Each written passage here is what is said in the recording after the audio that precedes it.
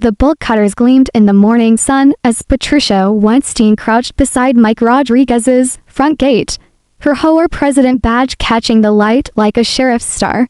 She'd been planning this moment for 3 weeks, ever since that oversized American flag appeared on his roof, flapping defiantly above the pristine lawns of Willowbrook Estates. "Excuse me, what are you doing to my lock?" Mike's voice cut through the suburban silence like a chainsaw. He stood in his doorway, coffee mug frozen halfway to his lips, watching the woman who'd made his life hell for the past month now actively destroying his property. Patricia didn't even look up. Enforcement action. Section 4.2 of the community guidelines. Your flag exceeds the permitted dimensions by 18 inches. So you're breaking into my yard. I'm exercising my authority as HOA president to remove covenant violations. The lock snapped with a metallic crack. You were notified. Repeatedly, Mike stepped onto his porch, his Marine Corps tattoo visible beneath his rolled-up sleeves. 3 tours in Afghanistan. And the biggest threat to his peace was a 50-something real estate agent with a god complex. That's a 3x5 flag on a standard pole. It's not oversized. Patricia pushed through the gate, her heels clicking on the brick walkway. The community standard is 2x3. Your flag creates visual pollution and sets a precedent for chaos. Visual pollution. Mike's voice rose. It's the American flag. It's a violation. Patricia marched toward the flagpole with the confidence of someone who'd never been told no. And violations undermine property values. Across the street, neighbors began emerging from their houses. Jenna Miller clutched her robe tighter, phone already recording. The Hendersons stepped onto their porch, whispering. Even old Mr. Chin paused his morning walk to watch the drama unfold. Patricia grabbed the flag's rope, her manicured nails flashing red against the white cord. This comes down now, or I call code enforcement. Don't touch my flag. Something in Mike's tone made Patricia pause. For just a moment, she caught something dangerous in his eyes. Not the usual suburban compliance she was used to, but the look of a man who defended more than just property values. But Patricia Weinstein hadn't clawed her way to HOA presidency. By backing down, she yanked the rope. Stop. Mike's command carried the authority of someone accustomed to being obeyed. But Patricia was already lowering Old Glory toward the ground. Ma'am, you need to step away from that flagpole. The new voice belonged to Officer Martinez, who'd been patrolling the neighborhood when Jonna Miller's 911 call came through. He approached slowly, one hand resting casually on his radio. Patricia spun around, still clutching the flag rope. Officer, this man is in violation of community standards. I have every right to trespass on private property. Martinez's eyebrows rose. Sir, did you give her permission to enter your yard? Absolutely not. Mike's jaw tightened. She cut my lock and walked onto my property without permission. She's lying, Patricia snapped. The gate was unlocked, and as HOA president, I have enforcement authority outlined clearly in section. Mom, HOA authority doesn't override property law. Martinez pulled out his notebook. You cut his lock. Jonna Miller stepped forward, phone still recording. Officer, I filmed the whole thing. She used bolt cutters on his gate, then entered his property without permission. Patricia's face reddened. This is harassment. I'm enforcing legally binding community standards that every resident agreed to follow. His flag is a clear violation that affects all our property values. It's a 3x5 American flag, Mike said quietly, on a standard 6-foot pole, same as half the neighborhood. Martinez glanced around. Sure enough, American flags flew from at least a dozen houses within view, most appearing identical in size to Mike's. Ma'am, I'm going to need you to step away from the flagpole and exit this property immediately. Patricia's hands shook as she released the rope. This isn't over. The community standards are clear, and I will not allow Willowbrook Estates to descend into chaos because one resident thinks he's above the rules. She stormed toward the gate, her heels stabbing the walkway like exclamation points. At the property line, she turned back, You have 48 hours to comply voluntarily, Mr. Rodriguez. After that, this becomes a legal matter, as Patricia's white Lexus disappeared around the corner. The gathered neighbors slowly dispersed, whispering among themselves. Jonna Miller approached Mike's fence, her phone finally lowered. "I got everything on video," she said quietly, including her cutting. "Your lock." Mike nodded his thanks, but his attention was fixed on the flag now hanging at half-mast, tangled from Patricia's rough handling, as he straightened the fabric and raised it back to full height. He couldn't shake the feeling that Patricia Weinstein had just declared war, and Mike Rodriguez had never lost a war yet. Patricia Weinstein sat in her home office at 6:47 a.m., surrounded by 3 computer monitors displaying HOA violation reports, property value analytics, and a Google Earth view of Willowbrook Estates. The Rodriguez flag fluttered mockingly in the satellite image, a red pin marking what she labeled Priority Enforcement Zone 1. Her phone buzzed with a text from her ex-husband. "Samantha's graduation is Saturday. Don't embarrass us with your HOA drama." Patricia deleted the message without responding. Richard had never understood her dedication to maintaining community standards. That's why he was now living in a cramped apartment downtown while she preserved the neighborhood that had made their fortune possible. The doorbell rang at precisely 7:15 a.m. Through her security camera, Patricia watched Mike Rodriguez standing on her porch, holding an envelope. She considered not answering, but the neighbors were probably watching. Image management was crucial. "Mr. Rodriguez." She opened the door, just wide enough to demonstrate control authority. "I trust you're here to discuss compliance. I'm here to give you this." Mike handed her the envelope. "It's a formal complaint I'm filing with the county sheriff's office about yesterday's trespassing incident." Patricia's stomach dropped, but she kept her expression neutral. "Trespassing. I was enforcing community standards. You cut my lock and entered my property without permission. That's criminal trespassing, destruction of property, and attempted theft." "Theft?" Patricia's voice cracked slightly. "Trying to steal my flag." Mike's tone remained level, professional. "The whole thing's on video. Thanks to Jonna Miller." Patricia's mind raced. She'd built her reputation as the woman who transformed Willowbrook from a declining subdivision into the county's most desirable address. Property values had increased 37% under her leadership.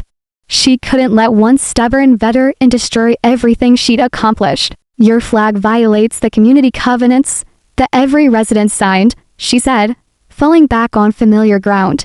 "Section 4.2 clearly states." "I read Section 4.2, Mike interrupted. "It says reasonable display of national flags is permitted. Nothing about size restrictions. Reasonable is subjective. The board determined that oversized displays." "What board?" Mike stepped closer. "Because I checked the county records. Your last official board meeting was 14 months ago. You've been making unilateral decisions without proper authority." Patricia's carefully constructed confidence began to crumble. She'd assumed no one would bother investigating the bureaucratic details. Most residents just wanted to avoid conflict. "The community elected me to maintain standards," she said weakly. "The community elected you to a 2-year term that expired in January. Mike's research had been thorough. You're currently serving without legitimate authority." After Mike left, Patricia spent the morning calling every ally she had left. The Hendersons were too busy to talk. Jonna Miller didn't answer. Even Clarence Wu, who'd supported her for 3 years, seemed suddenly unavailable. By afternoon, she was left with only one option: emergency action. Patricia printed 37 copies of a formal violation notice, complete with legal-sounding language about community standards enforcement and mandatory compliance procedures. She'd learned that official-looking paperwork often intimidated people into submission. At 4:30 p.m., she began her door-to-door campaign, starting with the houses displaying American flags similar to Mike's. "Mrs. Henderson, I need to inform you that your flag display is now under review for potential violations." Sarah Henderson took the notice with trembling hands. But you said it was fine when we installed it last year. Standards evolve. Patricia said coldly. Compliance is expected. Within 72 hours, house by house, Patricia distributed her violation notices, watching the confusion and fear spread through the neighborhood like a virus. By evening, she'd created a community-wide crisis that positioned Mike Rodriguez as the catalyst for everyone's problems. The strategy was working perfectly until she reached Jonna Miller's house. "You're giving me a violation notice." Jonna left. "For the same flag I've had up for 3 years, your flag exceeds current dimensional standards," Patricia recited. "My flag is identical to Mike's flag, which you said was the problem." Jonette's expression shifted from amusement to understanding. "You're retaliating against the neighbors who witnessed your trespassing. I'm enforcing community standards uniformly. You're punishing people for not supporting your illegal behavior." Jonette stepped closer. "And you're about to find out what happens when you mess with a retired prosecutor." As Patricia walked back to her Lexus, she noticed curtains twitching in windows throughout the neighborhood, the whispered conversations, the quickly averted glances, the palpable tension in the air. She'd wanted to isolate Mike Rodriguez, but she was beginning to suspect she might have isolated herself instead. Her phone buzzed with a text from her daughter. "Mom, please don't ruin graduation with your HOA nonsense. Dad's threatening to uninvite you if you cause drama." Patricia stared at the message until her vision blurred. Everything she'd built, everything she'd worked for, was slipping away because one veteran couldn't follow simple rules. She typed back, "Your father doesn't understand what it takes to maintain property values. Everything I do is for this family's future." The response came immediately. "No, Mom, everything you do is for control." There's a difference. Alone in her driveway, Patricia Weinstein realized that tomorrow would require more decisive action. If the community wouldn't support reasonable standards voluntarily, she'd have to force compliance through other means. She still had options. She still had power. And she wasn't finished yet. The emergency HOA meeting was scheduled for 7 p.m. in the community center. But by 6:45, the parking lot was already overflowing. Patricia arrived to find nearly 200 residents packed into a space designed for 50. With more streaming in from the street, she'd called the meeting to address the flag crisis and restore order to Willowbrook Estates. What she found instead felt more like a trial, with herself as the defendant. "Before we begin," Patricia announced from behind the folding table she designated as the board podium, "I want to remind everyone that community standards exist to protect all our interests." "What community standards?" Jonna Miller stood up, in the front row, holding a thick folder. "Because I've spent the week researching your authority to enforce anything, and the results are fascinating." Patricia's throat tightened. "Mrs. Miller, if you have concerns, please submit them in writing through proper channels." "The proper channels don't exist," Jonna interrupted. "Because you've been operating without legal authority for over a year," murmurs rippled through the crowd. Patricia banged her gavel, a hardware store hammer she purchased that afternoon. But the noise only grew louder. "Furthermore," Jonna continued, her prosecutor training evident in her commanding presence, "I've obtained copies of every official HOA document filed with the county. Want to know what I found?" Patricia's face drained of color, but she forced herself to remain standing. "Mrs. Miller, these baseless accusations." "Baseless." Johnny opened her folder. "Let's start with finances. In the past 18 months, you've spent community funds without board approval on personal legal fees, landscaping for your own property, and what you labeled administrative expenses that included spa treatments and restaurant meals." The crowd erupted. Voices overlapped in anger and disbelief. Patricia's gavel hammering became desperate and ineffective. Those were legitimate community enhancement expenses." Patricia stammered. $800 at Moriu's Steakhouse for community enhancement. Mike Rodriguez sat in the third row, saying nothing, watching Patricia's authority crumble in real time. He'd expected some pushback, But Jonna Miller was systematically demolishing 3 years of unchecked power with the precision of a surgical strike. Mrs. Miller, Patricia's voice rose to nearly a shout. Your selective interpretation of financial records is clearly motivated by your support for Mr. Rodriguez's violations. Violations. Jonna laughed. Let's talk about violations. She pulled out her phone and connected it to the community center's projection system. The wall-mounted screen flickered to life, showing security camera footage from Mike's property. This is yesterday morning, Jonna announced. Watch carefully. The crowd fell silent as they watched Patricia cut Mike's lock, enter his property without permission, and attempt to remove his American flag. The footage was crystal clear, complete with audio of her refusing to leave when asked. That's criminal. Trespassing, Jonna said calmly. Destruction of property. Attempted theft. All committed by someone claiming legal authority she doesn't possess. Patricia stared at the screen, watching her own actions played back for the entire neighborhood. In the harsh community center lighting, surrounded by angry faces, her behavior looked exactly like what it was, the actions of someone who'd lost all perspective. The flag was oversized, she whispered. No, it wasn't. Mike finally spoke, his voice carrying easily through the silent room. It was a standard 3x5 flag, identical to dozens of others in this neighborhood, identical to the one you've had on your own house for 2 years. Heads turned toward Patricia. Several residents pulled out phones, apparently checking her claim against their own memories. That's different, Patricia said desperately. Mine is positioned according to proper aesthetic guidelines. Yours is the exact same size. Clarence Wu interrupted from the back of the room. I helped you install it in 2023.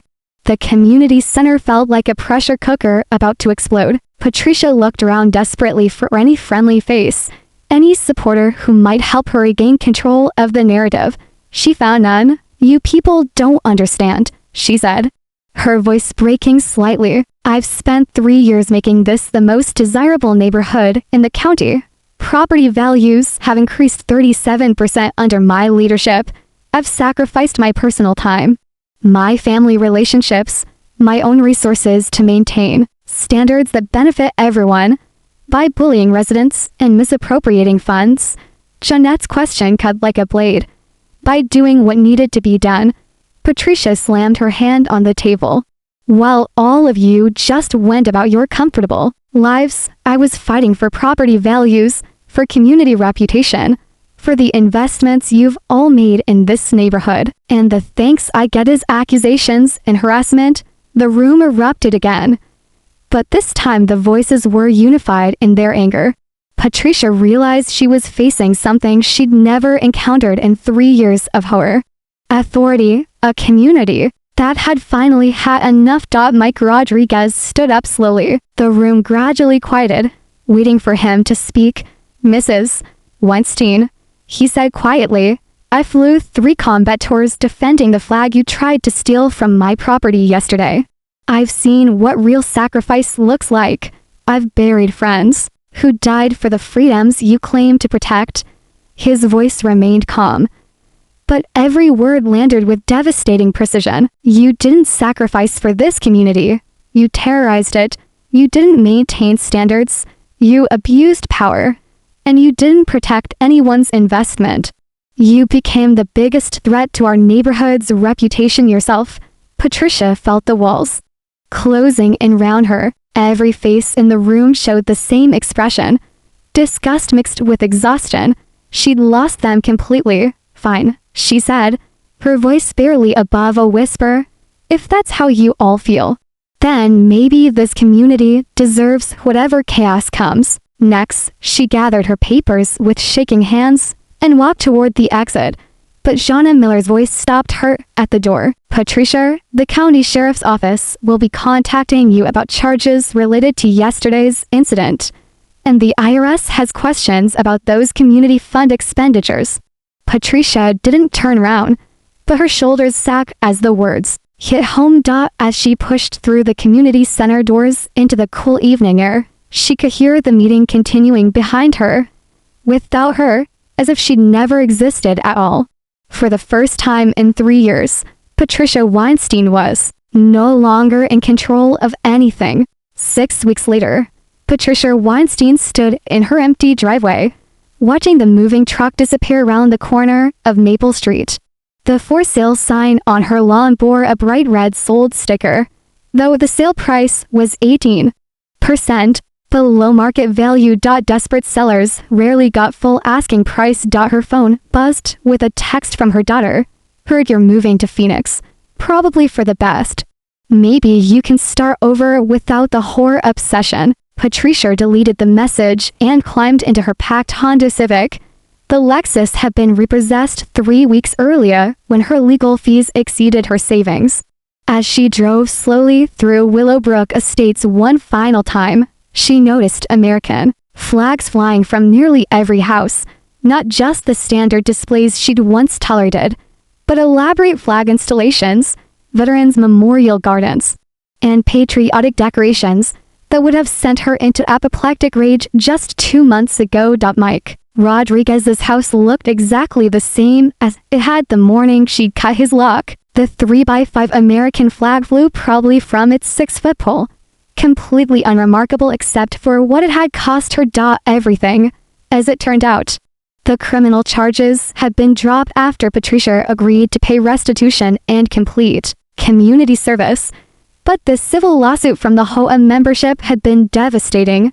3 years of financial mismanagement, unauthorized expenditures, and exceeded authority had resulted in a judgment she couldn't possibly pay. Her real estate license was under review. Her reputation in professional circles was destroyed. Richard had remarried. His new wife worked for the county attorney's office and had helped expedite Patricia's case, apparently. But the worst part, the detail that kept her awake at night, was the realization that she'd been completely, utterly wrong. The community covenants actually said nothing about flag dimensions. Section 4.2 simply stated that reasonable display of American flags and other patriotic symbols is encouraged. To foster community pride, encouraged, not regulated. She'd manufactured the violation out of thin air, driven by a control obsession that had cost her everything she claimed to be protecting. At the neighborhood exit, Patricia pulled over for one last look at the place she'd called home for 8 years. Willowbrook Estates looked exactly as desirable as ever, maybe more so, now that the constant threat of horror enforcement had been lifted. Property values, according to recent sales data, had actually increased since her departure. Her phone rang. The caller ID showed a known number, but Patricia recognized the voice immediately. Mrs. Weinstein, this is Jonna Miller. I wanted you to know the community voted last night to dissolve the horror entirely. Patricia said nothing. We're adopting a simple neighborhood association instead. Voluntary participation. No enforcement authority. Just community events and basic maintenance coordination. Congratulations, Patricia whispered. Mike Rodriguez was elected president. He declined the position. Said he just wanted to fly his flag in peace. Patricia closed her eyes. But Jonna wasn't finished. Patricia, I want you to understand something. We didn't destroy you because we were vindictive. We stopped you because you'd forgotten the difference between serving a community and controlling it. The line went quiet for a long moment. Maybe, in Phoenix, you'll remember what being a good neighbor actually means. Jonna hung up, leaving Patricia alone in her car at the edge of the neighborhood she'd once ruled absolutely. As she pulled onto the main road toward the interstate, Patricia caught a glimpse of her former house in the rearview mirror. The new owners had already installed their own flagpole, complete with a 4x6 American flag that dwarfed anything in the neighborhood. No one would ever complain about it. Patricia Weinstein drove west toward Phoenix with the Arizona sun glaring through her windshield, carrying nothing but the clothes in her back seat and the expensive education that power without accountability always comes with a bill. Behind her, Willowbrook Estates settled into the peaceful summer afternoon, free from the tyranny of good intentions enforced by the wrong person for all the wrong reasons. But in her empty house across town, Jonna Miller sat at her kitchen table, reading through Patricia's abandoned horror files one final time before shredding them. At the bottom of the last box, she found a handwritten note, apparently never sent, to the Willowbrook community. I only wanted to make us the best neighborhood possible. I'm sorry if my methods seemed harsh, but someone had to care about standards. Someone had to think about the future. I hope you understand that everything I did was out of love for this place we all call home. Shauna stared at the note for a long time, then folded it carefully and placed it in her desk drawer. Some mysteries, she realized, were better left unsolved. Some stories were better left unfinished. And some people, no matter how far they fell, still believed they'd been the hero all along.